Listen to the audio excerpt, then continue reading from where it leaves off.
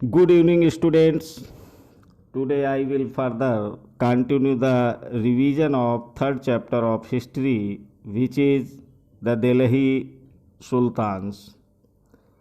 A closer look, administration and consolidation under the Khaljis and Tughlaqs. Khalji और तुगलक वंश के अंतर्गत प्रशासन और शमीकन नज़दीक से एक नज़र। The consolidation of the kingdom as with as the Delhi sultanate needed reliable governors and administrators rather than appointing aristocrats and landed chieftains as governors. The early Delhi sultans, especially Iltutmish, favored their special slaves purchased for military service called bandaga in Persian. Delhi सल्तनत जैसे विशाल साम्राज्य के समीकन के लिए विश्वसनीय सूबेदारों तथा प्रशासकों की जरूरत थी। दिल्ली के आरंभिक सुल्तान विशेषकर इल्तुतमिश सामंतों और जमींदारों के स्थान पर अपने विशेष गुलामों को सूबेदार नियुक्त करना अधिक पसंद करते थे। They were carefully train to man some of the most important political offices in the kingdom since they were totally dependent upon their master. The sultan could trust and rely upon them. इन गुलामों को फारसी में बंदगा कहा जाता है तथा इन्हें सैनिक सेवा के लिए खरीदा जाता था। उन्हें राज्य के कुछ बहुत ही महत्वपूर्ण राजनैतिक पदों पर काम करने के लिए बड़े सावधानी से प्रशिक्षित किया जाता था। चूँकि वे पूरी तरह अपने मालिक पर निर्भर होते थे, इसलिए सुल्तान भी विश्वास करके उन पर निर्भर हो सकते थे। The Khilji and Tughlaq continued to use Vandaga and also raised people of humble birth who were often their clients to high political positions. They were appointed and generals and governors. However, this also introduced an element of political instability. Khalji और तुगलक शासक बंदगा का इस्तेमाल करते रहे और साथ ही अपने आश्रित निम्न वर्ग के लोगों को भी ऊंचे राजनीतिक पदों पर बैठाते रहे। ऐसे लोगों को सेनापतियों और सूबेदार जैसे पद दिए जाते थे, लेकिन इससे राजनैतिक अस्थिरता भी पैदा होने लगी। Slaves and clients were loyal to their masters and patrons, but not to their heirs. New sultans had their own servants. गुलाम और आश्रित अपने मालिकों और संरक्षकों के प्रति जो वफादार रहते थे, मगर उनके उत्तराधिकारियों के प्रति नहीं। नए सुल्तानों के अपने नौकर होते थे। As a result, the occasion of a new monarch often saw conflict between the old and the new nobility. The patron of these humble people by the Delhi sultans also shocked many elites and the authors of Persian Tariq criticized, criticized sorry,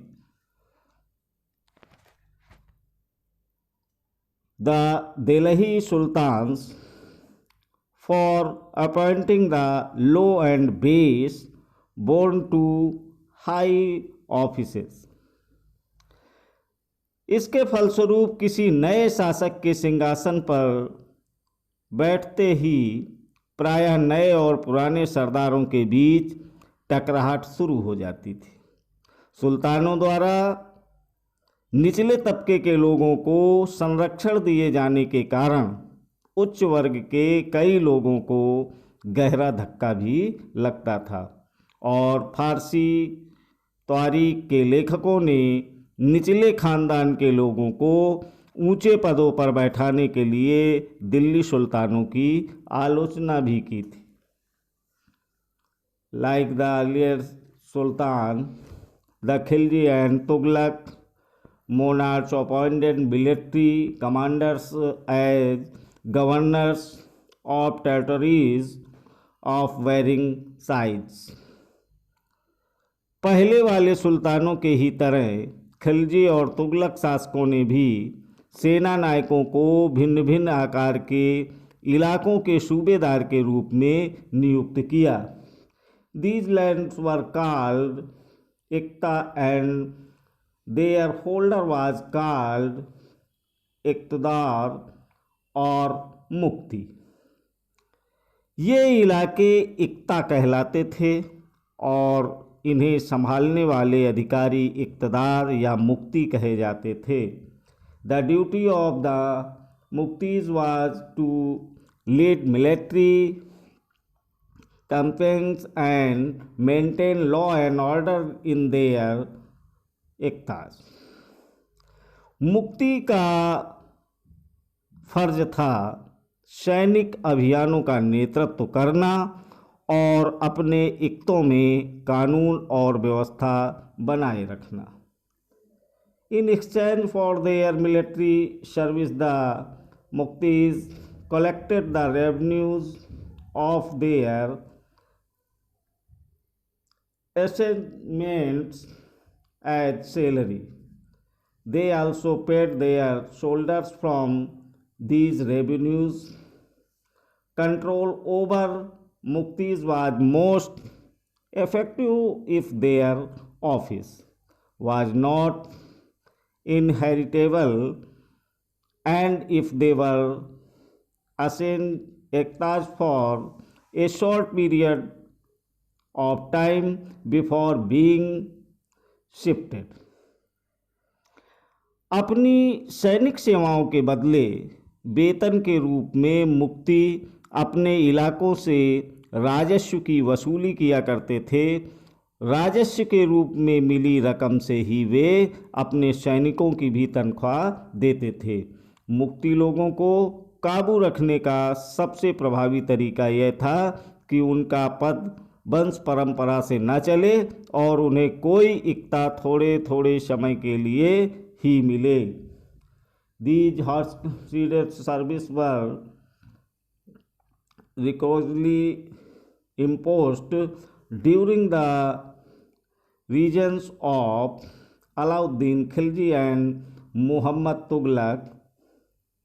Accountants were appointed by the state to check the amount of revenue collected by the muktis.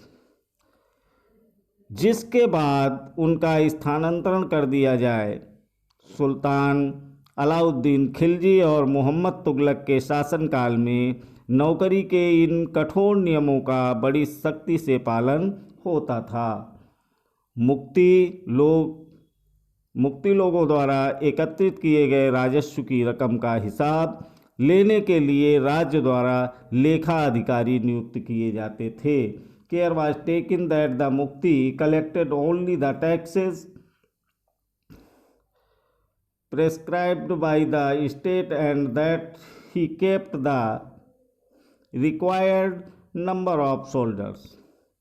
इस बात का ध्यान रखा जाता था कि मुक्ति राज्य द्वारा निर्धारित कर की वसूले और तय संख्या के अनुसार सैनिक रखें. As the Delhi sultans brought the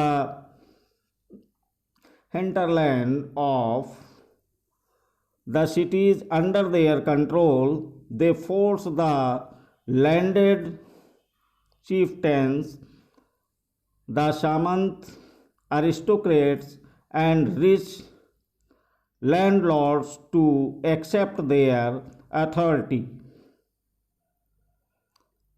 जब दिल्ली के सुल्तान शहरों से दूर आंतरिक इलाकों को भी अपने अधिकार में ले आए तो उन्होंने भूमि के स्वामी, सामंतों और अमीर जमींदारों को भी अपनी सत्ता के आगे झुकने को बाध्य कर दिया. Under Alauddin Khilji the state bought the assessment and collection of land revenue under its own control. The rights of the local chieftains to levy taxes were cancelled and they were also forced to pay taxes. Alauddin Khilji के शासनकाल में भू राजस्व के निर्धारण और वसूली के कार्य को राज्य अपने नियंत्रण में ले आया. The sultans and administrators measured the land and kept careful accounts. Some of the old chieftains and landlords served the sultanate as revenue collectors and assessors. स्थानीय सामंतों से कर लगाने का अधिकार छीन लिया गया, बल्कि स्वयं उन्हें भी कर चुकाने को बाध्य किया गया. सुल्तान के प्रशासकों ने जमीन की पैमाइश की और उसका हिसाब बड़ी सावधानी से रखा. कुछ पुराने सामंत और जमींदार राजस्व के निर्धारण और वसूली अधिकारों के रूप में सल्तनत की नौकरी करने लगे. There were 3 types of taxes. Number first, one assessors.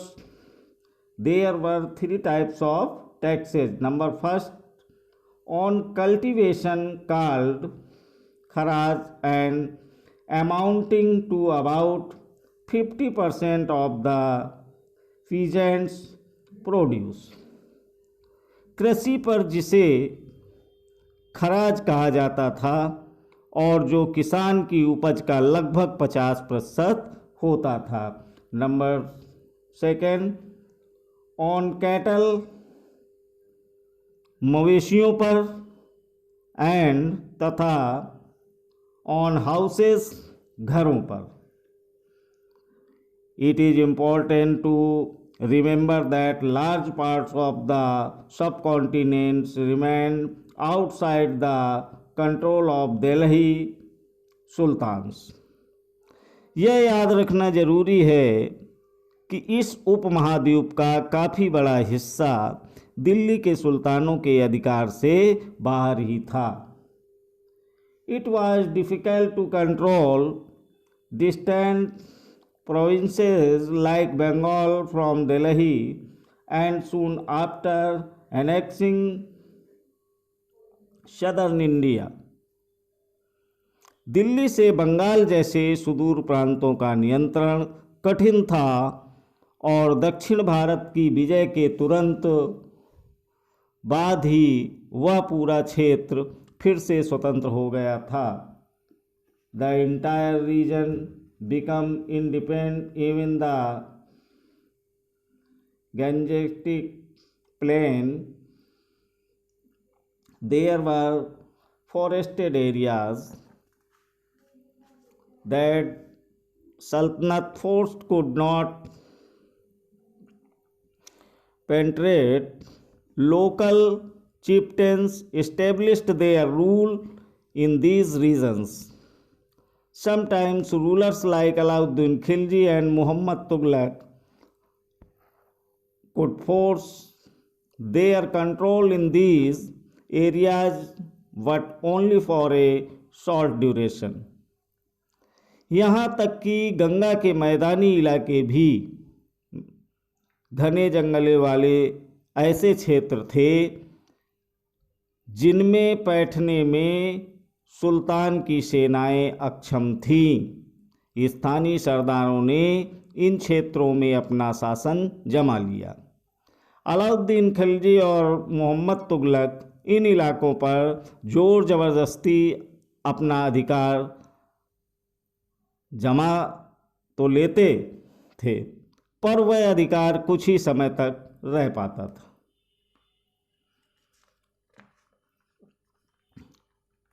In this list of Muhammad Tughlaq failures, we sometimes forget that for the first time in the history of a Delhi Sultan planned a campaign to capture Mongol territory. Unlike Alauddin's defensive measures, Muhammad Tughlaq measures were conceived as a part of a military offensive against the Mongols. इन तमाम असफलताओं की गिनती करने में कभी कभी भूल जाते हैं कि सल्तनत के इतिहास में पहली बार दिल्ली के किसी सुल्तान ने मंगोल इलाकों को फतह करने के अभियान की योजना बनाई थी। जहां अलाउद्दीन खिलजी का बल प्रतीक्षा पर था, वहां मोहम्मद तुगलक के द्वारा उठाए गए कदम मंगोलों के विरुद्ध सैनिक आक्रमण की योजना का हिस्सा थे। The sultanate in the 15th and 16th centuries। 15वीं तथा 16वीं शताब्दी में सल्तनत। Take a look at table 1 again. You will notice that after the Tughlaqs, the Sayyid and Lodi dynasties ruled from Delhi and Agra until 1526। तालिका 1 को फिर से देखें। आप पाएंगे कि तुगलक वंश के बाद 1526 तक दिल्ली तथा आगरा पर सैयद तथा लोदी वंशों का राज्य था। By the Jaunpur, Bengal, Malwa, Gujarat, Rajasthan and the entire south India had independent rulers who established flourishing state and prosperous capitals. This was also the period which saw the emergence of new ruling groups like the Afghan and the Rajputs। तब तक जौनपुर, बंगाल, मालवा, गुजरात, राजस्थान तथा पूरे दक्षिण भारत में स्वतंत्र शासक उठ खड़े हुए थे। उनकी राजधानियां समृद्ध थीं और राज्य फल फूल रहे थे। इसी काल में अफगान तथा राजपूतों जैसे नए शासक समूह भी उभरे। Thank you.